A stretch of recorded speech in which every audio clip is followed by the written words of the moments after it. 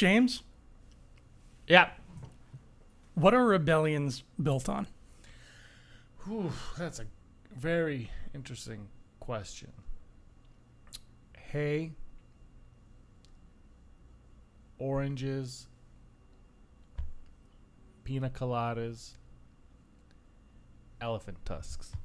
Everything except the hay was spot on, so I'm going to give you an A minus. Hope, my friend. They are built on hope. That's right. And I just want to say something. I rebel. day by day, we rebel. And that's what this show's all about, is we're rebelling, we're fighting the power, we're shaking up the system, and we're reviewing a kids program on Disney XD. Because that's what Rebels you're do. wearing a Star Wars shirt. Mm-hmm. It's got Vader on it, and it says obey. No, sorry, it says join me. You own 2 Star Wars I own shirts. 2. I don't even know what they say. No, but he's... Oh, Rebels Our is down. set is falling apart. That's actually, every time that happens, it's not because of a shoddy set. It's because Vader's using the Force to attack us. That's right. Today's... Wait. Yeah. We're on season 2. We're on... Exactly. Season We're 1 on is season over. 2. It's a The hallmark... feet are wet. Okay, high five that. The feet are wet. Now the show begins. Oh, yeah. Now it's on. It's I'm like... excited. This is where every good TV show wants to be, is they want to, plant their roots, like you said, get their feet wet, and now they're gonna go all out, and they're gonna do what they wanted to do to begin with. Yeah. Season 2 is always like what the creators had in mind for any show before they started. No, not Entourage. Oh, yeah, well, Season 2. It started off with a movie. it did. Which I have to say, on this point now, what I have to bring up is when this came out at I believe San Diego Comic-Con, they premiered this episode, or maybe earlier, and then it was on TV. No, it might have been earlier. It was on TV in like June, and then the season didn't start until September. Yeah, It was kind of a frustrating movie there. Anyway, sorry to cut you off. This is your show. Take it away, Andrew Fantasia. No, this is our show. This is a rebellion. We built this on hope. I'm the Okay? Jar Jar. He's the Jar Jar. I am the, who's that kind of prickish guy who told Cassian to kill Jyn's father? Boss Nass. That would be no, my Star Wars trivia Callus. homies. Callus. My trivia homies are gonna Not get me on this. Callus. Draven, General Draven. There we go. I thought it was Dravin. It might be. That's on his you home might be planet. able to pronounce Dravine on his planet, but anyway, Darth Ward. The point is, you didn't know that. Ooh, calling him out. So the Siege of Lothal, parts 1 and 2. Great episode. Sorry, Great episode. I'm excited. I'm a little bummed out with the way it started, because I'm not gonna lie, I had a tiny bit of a crush on Minister Tua, and I was sad to see her go. She dies. We're gonna discuss spoilers on seasons that are 3 years old, in case you're wondering. But this was the first time we saw Sato. Sato.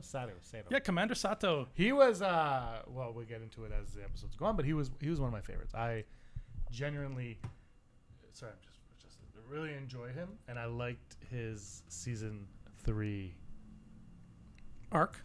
Yeah, he was a cool guy. He I don't think we've seen him in anything outside of the show, have we? I don't think we will. Yeah, I think it was just he's Rebels, and that's it. He didn't show up in comics or anything, which is fine. But yeah, But he's such an integral part. yeah, he basically filled the Mon Mothma role before we got Mon Mothma. Again, we got to go into the Mon Mothma thing for a second here. I mean, she comes back later on. We know that, but like, she's such a strange. It's like they don't really know how to use Mon Mothma. She's sick, James. She's got the flu right now. But it's almost like they don't know exactly how to use Mon Mothma in Star Wars right now. They're like, well, after Return of the Jedi, she gets sick and shot or something. And, she's always in a coma. Before A New Hope, she's there when we need her in Rogue One. Mm-hmm. And then, but before that, she's a senator still who doesn't have any story. Like, it's almost like they can't commit to her for some reason. They like refuse to give any kind of commitment to Mon Mothma. And yet, the reactions when the Rogue One trailer came out were like, "It's Mon Mothma!" Like, Yeah, everyone we went crazy lost for our it. minds. And yet, there's no commitment on her. I feel like she's just, at this point in the timeline, as far as season 2, she is still stuck in the whole, like, I have to be the senator of Chandrila. I have to keep up appearances. I'm heavily involved with Bail Organa and this rebellion, but as far as the Empire knows, I'm not. Yeah.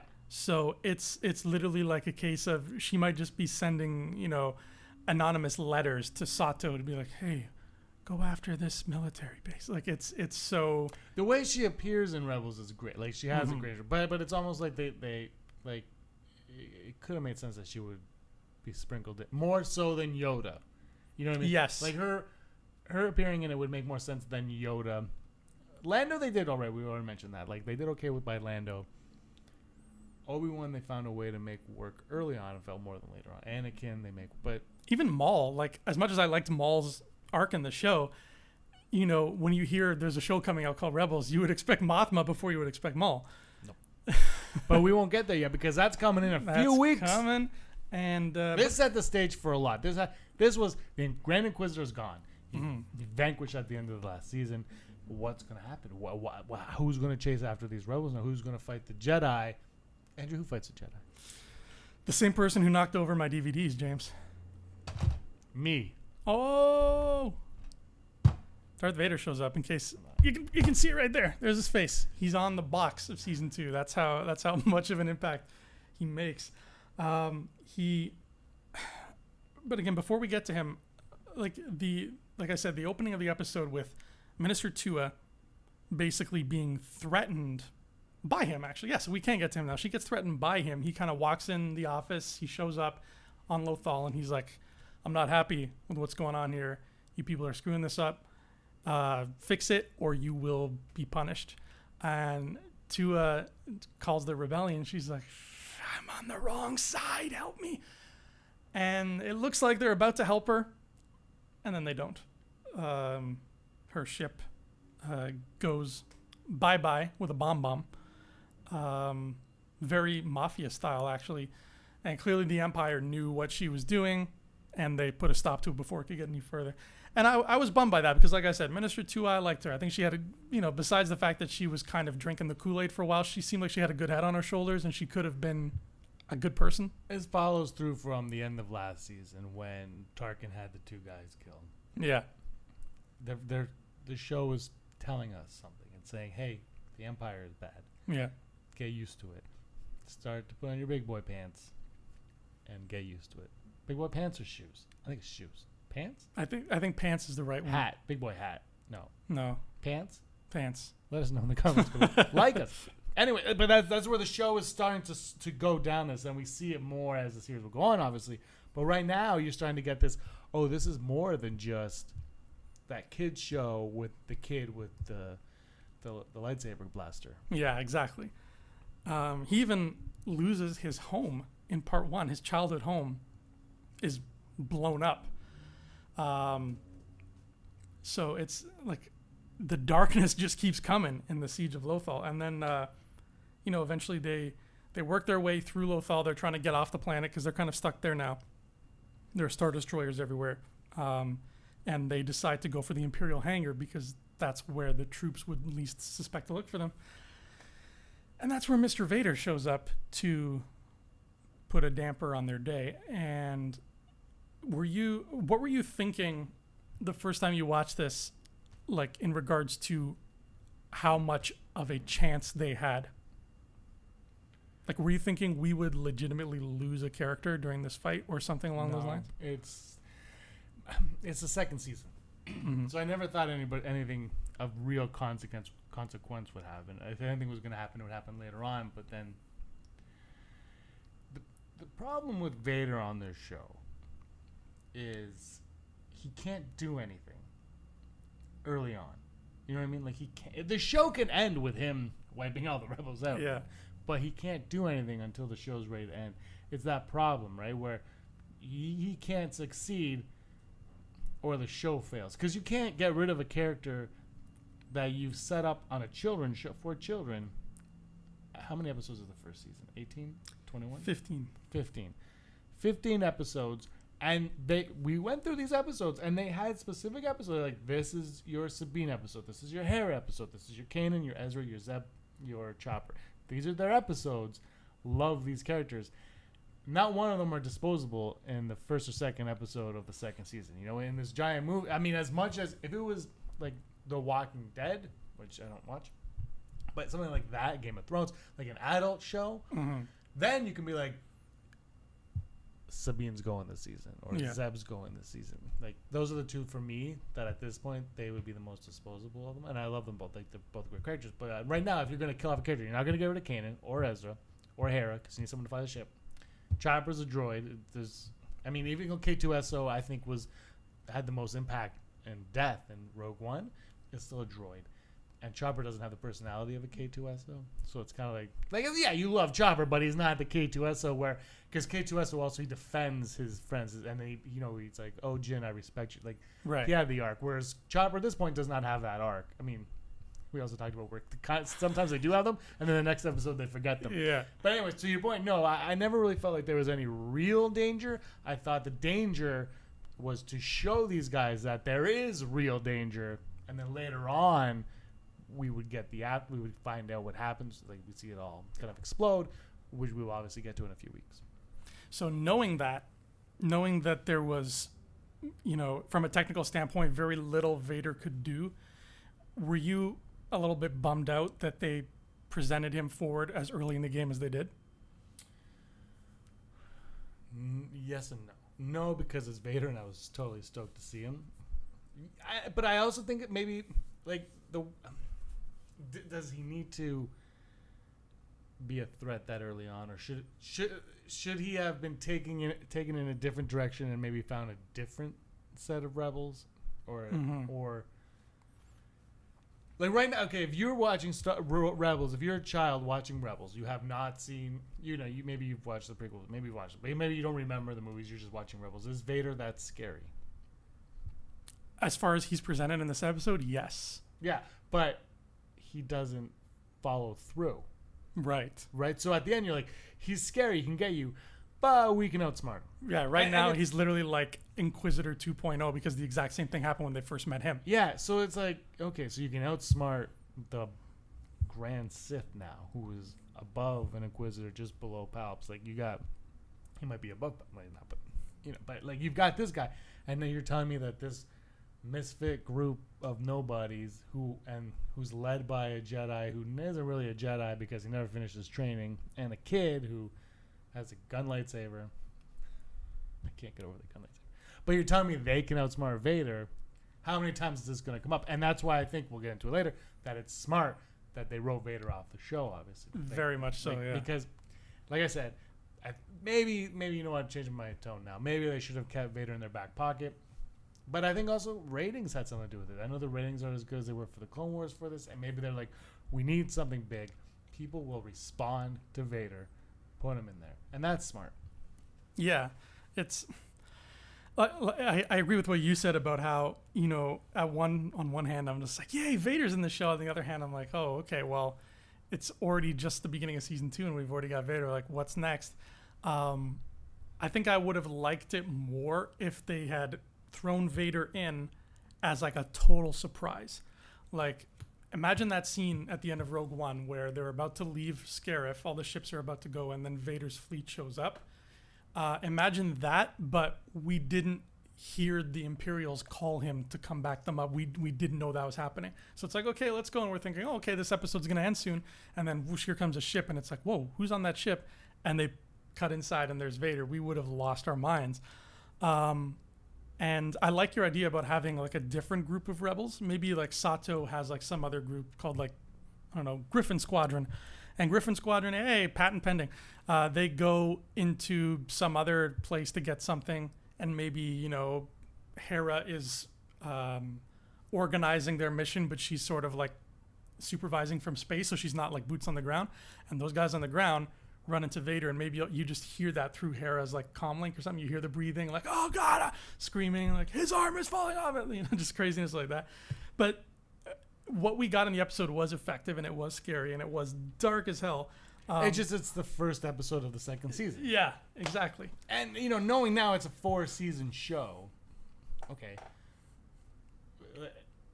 This is why I think when it comes to even Netflix, I don't even think works like this, but like Game of Thrones maybe to a point, but if you know where your show is starting and where your show's ending, now things evolve in between, which is fine, but if you know where it's starting and where it's ending, I think that really helps out on television a lot. Mm-hmm. Like if they walked in and Filoni was like, we're going to do 4 seasons, So I don't think we're going to have Vader this early. I think we'd be getting Vader now for the first time. And I think Yes. Thrawn probably would have been pushed up, maybe season 1. But then, things happen and you have to adjust and adjust. But I also think, to their credit, they realize Vader can't be on this show anymore, like we said, and that's why he's no longer on the show. Spoiler alert.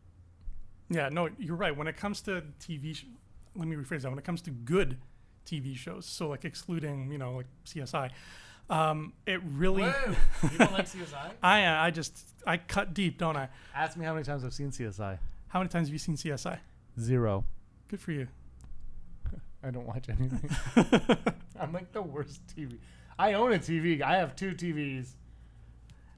Oh, honey, he's teasing you. Nobody has 2 television sets. I have 2 TVs in a tiny apartment, and I did watch DuckTales. Woo! I haven't yet, so don't spoil it. I used my PVR recorder for the first time in like since Rebels, and not even just since Rebels, since like last year's season, like maybe season 3, like episode 2 or 3, because then I bought it on Google. It's like my first time in literally a year using my PVR. For DuckTales, I'm an adult. Thank you, Disney. I will do my best to get Disney XD so I can watch Rebels and we got to DuckTales. talk about it right after. We gotta talk about it. Maybe we'll do it live. That would be cool. Well, get Disney XD. Yeah. It'll probably only cost you like $50 a month because we don't get ripped off in this country. That's right. But yeah, when it comes to good TV shows, it is 100% in their benefit to know where the finish line is. And that happened with Lost. Lost, it got to season 3. It had a couple storylines going on where a lot of fans were like, okay, this is filler. We can tell this is filler. Like, please stop stalling. We want to move forward. So the showrunners talked to ABC and they were like, listen, we want to move forward. The fans want to move forward. Let us have our end date. Let us make 6 seasons and call it a day. And the network said, okay. And from that point on, there was literally 0 filler on Lost. That's the problem with The Walking Dead, is they don't know where it's going or how it's going to end. And so you just... and the comic is still going. It's ending, though. He said it was going to end. It's good. Finally, there's only so many zombies you can kill before you've killed them all, and now you can rebuild. Yeah. The thing is, like, shows like that, shows with a specific narrative need to have an ending. You need to figure out, this is okay, and this is how we're going to end. And because when you do that, you can anything can happen in the middle. That's fine. Yeah. But as long as you have that line, that through line of where you're going, you just follow it, and you're always on the path, and nothing ever feels like filler. And Rebels, like we said, the ones that do feel like filler, they always come back because Rebels has that line, like they know what they're doing. I just think, I hate coming back to season 4, but I think this could be the most effective season. Oh, totally. Rebels. It could be even more effective than any season of Clone Wars, because whether you like Clone Wars better or not, it's not the point. But because they're like, it's ending here, so everything they do, every step of the way, is going to drive to that point. Yeah. We're going to get a filler episode, 1 or 2 filler episodes for sure. There's going to be that Chopper episode that we're going to be like, what was the point of that? And probably 5 weeks later, we'll be like, oh, yeah, and that Chopper episode, he had a pink berry. Yeah. That's yogurt, right? I hope so. Well, even look at... Whoa! Stop! I'm wrecking this. Look at those Ahsoka episodes from the end of season 5, I think, of Clone Wars, where the whole, like, she was on trial, she was a fugitive, and then it ends with her leaving. Like, that was sort of made as a placeholder series finale. Like, guys, just in case we don't get anything else, it looks like we might not. Let's make this the finale of the season and possibly the finale of the show. And look at how powerful that was. That was a great arc, and that was only just like maybe this is the end. With Rebels, we're going to get, this is the end, period. Exclamation point. Question mark? No question mark. Ahsoka lives. Before season 4 starts, maybe a week before, we should do a prediction show or yes, something like that for season 4. Never tell me the odds. Season 4 edition. I like it. Woo. I have a couple notes about the Vader duel because of how dark it got. Bring them. First of all, if you have the DVD at home, I want you to pause the image when Ezra turns on his lightsaber to fight Vader and look at his facial expression. That face he makes says it all. It's not like ooh, I'm gonna get this guy, and it's not like I am calm and I'm gonna do my best. It is like he turns on his saber and he's just like, I'm screwed. You can see it in his eyes, and it's just like, are you bringing it up? I hope you're bringing it up. Yeah, I might not be able to show that one. Woo. And then something that I didn't catch the first time I watched it is Vader deflects a laser bolt into Sabine's face. She shoots at him, and he deflects it, and it hits her back. Like, if she was not wearing the helmet, she would be dead. It hits her in the face, and she falls back. She's like, "Whoa!" I don't think I've ever seen that happen in Star Wars. Like, such a pinpoint, like, no, literally in your face, back at you. Again, that leads into what we see from Kylo Ren in The Force Awakens, and even Vader in Rogue One. Mm-hmm. Like, this is the story group saying, okay, he can do this. Is badass. He should do this. Yeah, and she could survive because of the helmet. Exactly. And for anybody who still, is worried that they're not going full dark because A, it's a cartoon, and B, it's Disney, just think of that. Sabine is, even with the armor on, you can look at her and you can tell that is a young person. That is a teen or young adult. I always thought she was in her mid to late 40s. Oh, okay. The hair dye just throws you off. Yeah, Huh? I'm like, well, she's dying hair. So Vader, by looking at that girl, knows that that's a teen or young adult. He doesn't care. He deflected a bolt at her face. Show me any other cartoon where a grown man for lack of, like, at the end of the day, shoots a young girl in the face like that. Looney Tunes. I'm sure Bugs Bunny all did the time. All the time. Vader had a guy with him. I wanted to mention he had a stormtrooper commander with him who had the sand trooper pauldron, but instead of orange, it was white. Uh-huh. I don't think I've seen that before. Yeah, you have. I have? I've seen it on a figure. You've seen it on a figure. I've seen black and I've seen orange, but I've never seen white. You've seen white. I want that toy now. And then I know you've seen white because I've seen white, and if I've seen white, you've seen white. On like a Black Series toy? I don't look. I don't put labels on things. Oh, okay. That's fair of you. No. I saw it on something. I'm pretty sure it was a figure somewhere, but I have seen the white on it. Just so you know. Yeah. White means interesting. Thrawn. If you know what the white means, let me know. And then finally in this episode, we get to see, I'm pretty sure for the first time in the series, the A-Wing fighters. The A-Wing fighters make an appearance, and they made me laugh. I wrote a note here where the way the pilots board them is kind of bonkers. It's not like an X-Wing where they just have like a ladder and they climb up into the cockpit. The way the pilots board is there's like a catwalk above the A-Wing, and they literally just jump off the catwalk into the cockpit of the fighter from like 10 feet, which I would do that. Hurt a lot. But yeah, try it once. Seats. Squishy seats. The beanbag seats from the 90s, 70s, and probably the 30s. And they engage in a dogfight with Vader and his TIE fighter. And as I was watching the fight, I noticed something. To avoid the A-Wings, Vader tries spinning because that's a good trick. Watch it again. He does. So that brings us to episode 3 of season 2, The Lost Commanders. Just like a little... He's like in Vader's head. He pictures himself as a kid. Remember when I spun on Blue? Oh my god. Yes. I got out of that alive. Let me try that again. That's a really good trick. What was that droid's name that was with me? Oh, I can't remember. But the spinning was great. I don't know why he thinks in that voice, but that's... The spinning was Anyway, great. so moving on. The Lost Commanders. Sounds like a video game for like a Star Wars mobile app. You're right. Star Wars and the Lost... Indiana Jones and the Lost Commanders. The Lost Commanders. Microtransact your way to victory. I hope you're keeping track of that on-screen counter of how many new planets we get on the show, because we got a new planet. I like doing this. It's so much editing. Good. You're going to do it. It's Is number 2? You need to keep track. I will keep look, track this is for your show. I'm just here because you make me. I'm gonna Makes me. I'm not allowed. No, this is no, it's number 2. It's number 2. 3. No, it's 2. We got Stygian Prime and Akaris in the first season. I didn't write number 2. I only wrote number 1. Uh-oh. So- Well, we're gonna have to skip 2 and go right to 3. We got a All new right. planet called Selos. I'm just going to do this. Does it count as a graphic? Number 3. Make your own graphics at home, kids. Photoshop. I don't know how to use it either, so it's okay. We see somebody who I was dying to see since Clone Wars ended.